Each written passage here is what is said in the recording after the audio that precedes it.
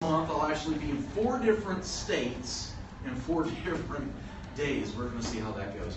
But do a lot of flying around, a lot of driving. But today what we're going to be talking about is something out of this particular workbook that we have here today. And it's just how to be a better communicator. Well, anybody here in management or in a leadership position where you own your own company? Anyone in here? Okay. Well, I always say that communication is not the only aspect, but it's probably the most important aspect of leadership. Well, even if you're in sales or customer service, you realize how important communication is.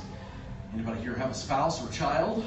Oh yeah, trying to hit that same wavelength is hugely important. Well, communication, let's go back in time. Imagine back when you were about 5 or 6 years old. And let's talk about a little bit of body communication, a little gesture. If you had a parent or authority figure come up to you when you were 5 years old and they went like this to you, is this good communication or is this bad? Bad. Generally bad, right? So it sounds like maybe our authority figure, maybe a teacher, is blaming us for something that we did, or there should be some shame involved with what they're talking to us about. And in fact, my parents would actually do this little shame.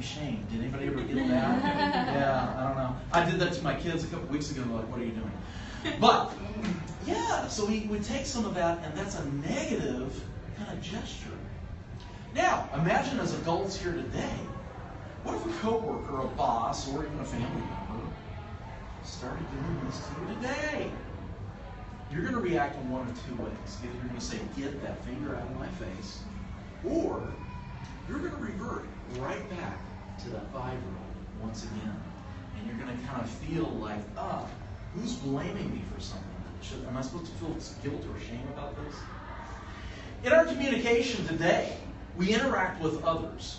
And we have a tendency to use the word you. Y-O-U. Well, it's an important word, and we'll use it probably thousands of times a week. But we'll say things like, you did this. You didn't do that. Why did you do this to me? I really wish you would have thought of. And understand this. Every time that we use the word you, Y-O-U, in a negative tone, it's one of these. It is a verbal finger wag. And a lot of times we don't think about that because we're just trying to communicate our thought.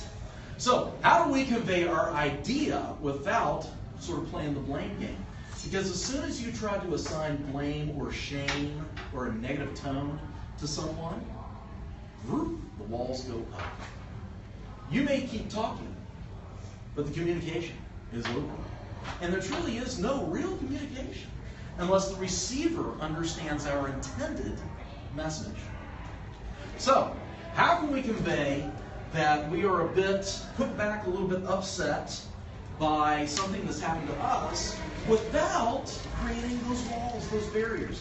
If you look in here on page 21, there's an example of how to do this. This is called I statements. I statements. Instead of framing it that you did this or you didn't do that, you simply state, this is how I feel. This is how this affects me. And there at the top is a model that's I feel when, because. I feel a certain way when something happens because of this, and that's your supporting statement. See, when you rephrase exactly the same message, but you kind of put the onus on you, or the target on you, those walls don't tend to go up. And what we're trying to do is we're trying to bend people's ears so they will understand what it is that we're feeling at the time. So, I feel this way when that happens because of that. I had a problem with my kids cleaning up their room, doing their chores on Saturdays. Finally, I said, girls, I got to talk to you.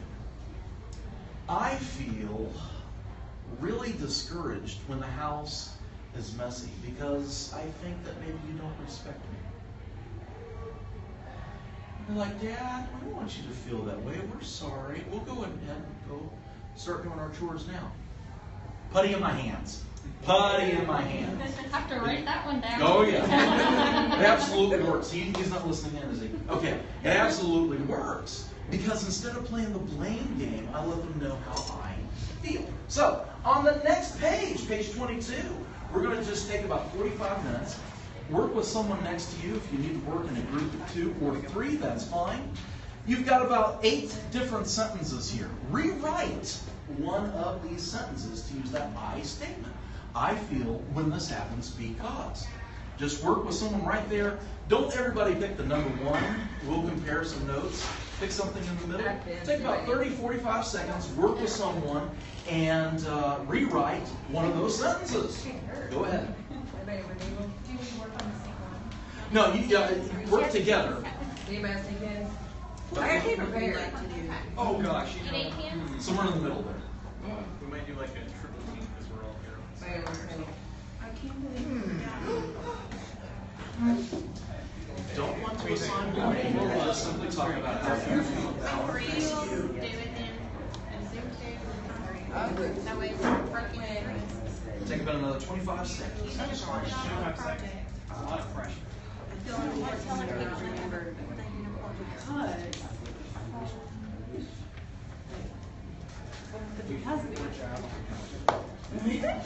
Because If it doesn't exactly follow that 1, 2, 3 step pattern, that's okay. As long as you can always know what's in there. I got I feel this I feel like we need No problem. to work on this project. So that we can use right here. We'll take another 10 seconds just to finish up. See how we do. That was really It's but you. important when you tell me bad things because you don't give me. Here's some good ideas. Here's some good ideas. So I don't know if this is coming from someone who has to reverse Yeah, what's the statement? Is it the Saying statement? it's coming from someone. Like somebody telling us we suck? Or? Right, you're a little let down by something. So the statement, instead of you saying this, how would you rewrite? How would I so How would you next restate it using Yes, if somebody did a poor job, I'd say, I feel bad that you did a poor job. Well, let's just take a crack at one of these here. Who did do the top one? Anybody? You did a poor job on the project. How would you restate that using? How could you? I said I can maybe feel, I feel bad that you did not work on the project. I feel like you didn't care. Okay. Okay. But You don't even care. there, but you're kind of making my point there, because see how hard it is to avoid using the word you. It's really difficult. And we've got to understand that when we do that, it could be the verbal finger whack. It's difficult. Isn't this a little bit of a challenge? Linda, what did y'all get? Y'all worked on the last one there, which is, you were so pessimistic, it's beginning to really get to me. I can't work with pessimists. How would you rewrite that? Go ahead, you can say it. Maybe said, I am concerned when people have a pessimistic attitude. I prefer to collaborate with people who have a more optimistic attitude. Okay, see, isn't that good? And you understand how difficult that is to avoid the use of the word YOU. Anybody else over here have an idea? Okay, well, there's a couple of really good suggestions of what we can work on. And August the 8th, I will be conducting a day-long seminar. It will not be this particular one. It's actually going to be how to be a better communicator. And there's 20 different concepts in here that we're going to be covering. It's going to be in Nashville. I'll pass it around so you can take a look at it. And this is not one of my seminars. I'm contracted to do that. But I can put you in touch with people who can register you for that. We're going to be talking about how to establish your own credibility, how to have influence with other people. Bless you. And one of those things is working using I statements, also active listening, and just about 18 other concepts. All right. So thank you very much.